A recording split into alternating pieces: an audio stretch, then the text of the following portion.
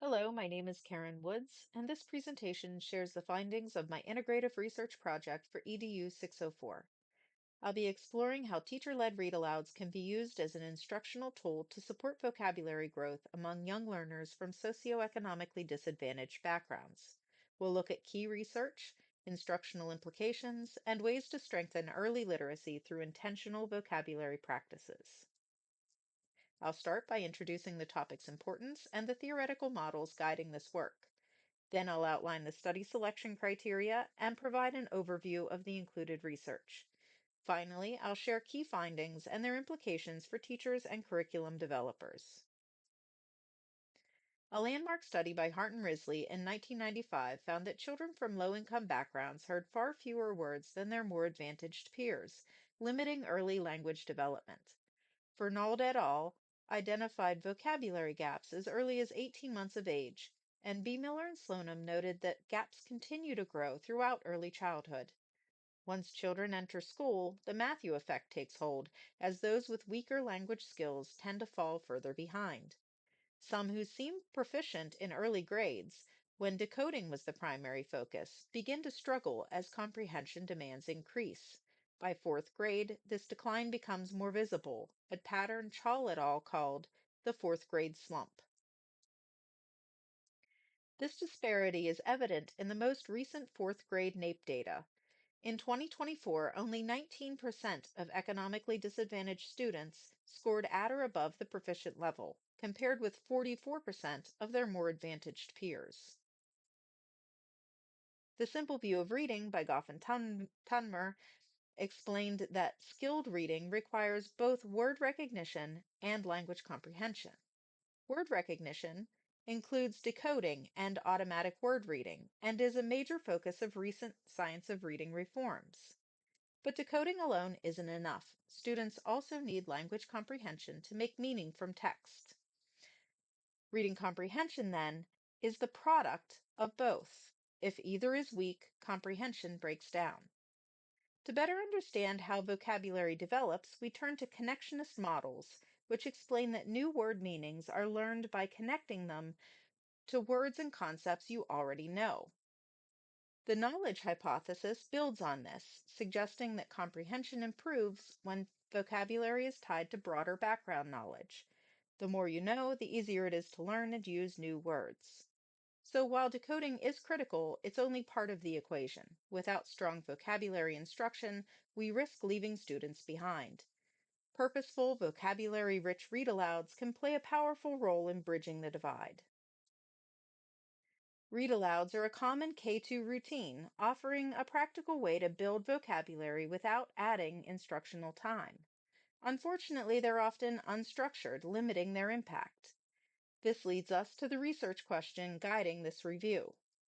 What teacher-led read-aloud instructional practices have been shown to most effectively support vocabulary development among K-2 students from socioeconomically disadvantaged backgrounds? This review examined peer-reviewed kindergarten to second grade read-aloud interventions published between 2010 and 2025. Two studies also included pre-K. Studies were included if they reported a vocabulary outcome and at least 40% of participants were from low-income backgrounds. A full list of inclusion and exclusion criteria can be seen here. 11 studies met the criteria and were organized by text genre and timing of instruction, whether vocabulary was taught before, during, or after reading. All four narrative-only studies were conducted with kindergarten students. Zippoli et al., 2011, compared two review methods, reviewing words during extended follow-up activities and embedding quick definitions during later readings. While follow-up activities led to better word learning, it was time-consuming, and the embedded approach was found to be more efficient, producing more words learned per instructional minute. Lever and Seneschal in 2011 tested a more minimal approach, defining words during read-alouds. After 8 weeks, students had learned just over 2 of the 16 target words, better than no instruction, but not enough to close the vocabulary gap. Bacone and Beck, 2014, compared repetition interactive review, and incidental exposure. Both structured methods outperformed incidental exposure. Interactive review, which used words in varied contexts, produced the strongest results. Nielsen and Friesen, 2012, used explicit instruction after reading with definitions, props, and reenactments. The treatment group outperformed the control on vocabulary measures. Together, these studies show that vocabulary effects are strongest when instruction is explicit, repeated, and extends beyond a single context. Only two studies used informational texts exclusively, both by Kim et al. As part of the Model of Reading Engagement, or MORE, program. In 2021, first and second graders participated in science and social studies units using conceptually coherent text sets, explicit vocabulary instruction, and collaborative tasks. Receptive vocabulary gains were significant, with explicit instruction producing much stronger effects than incidental exposure in social studies, likely due to the content's abstract nature. In 2023, the science unit was extended over a longer period. No significant effects were found, possibly due to slower pacing, the removal of goal monitoring, or reduced contrast from a newly adopted ELA curriculum. Finally, we'll take a look at the 5 studies that used mixed genre text sets, blending narrative and informational read-alouds. In Baker et al. 2013 and the 2020 replication, students engaged in structured dialogic read-alouds with explicit vocabulary instruction before reading.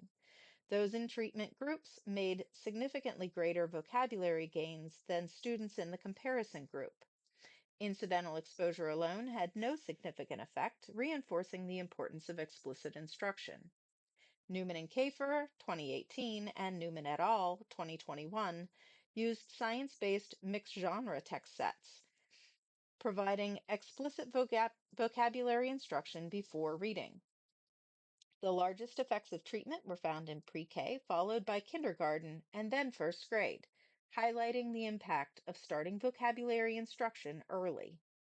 Kuhn et al., 2017, focused on vocabulary instruction through context clues.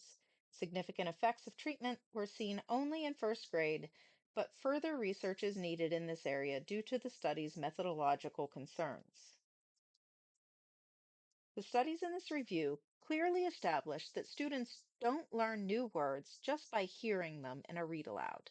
When teachers took the time to explicitly define words, revisit them, and provide opportunities for meaningful practice, vocabulary growth was significantly stronger than when instruction relied on exposure alone.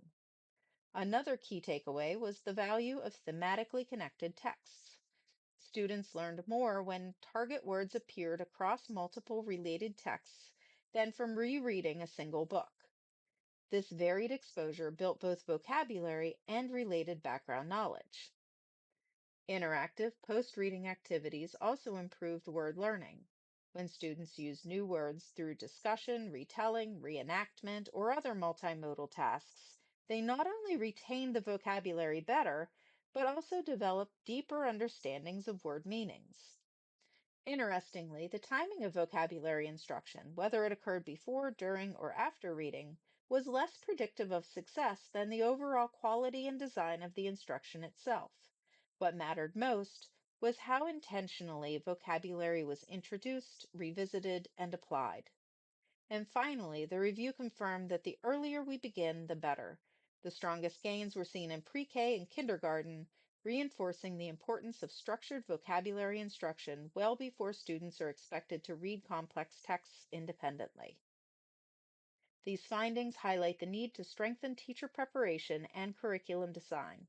Teachers should learn to select high utility words and provide repeated, meaningful exposure using strategies like child-friendly definitions and interactive post-reading tasks. Curriculum should embed structured before, during, and after reading vocabulary routines with thematic text sets to build knowledge.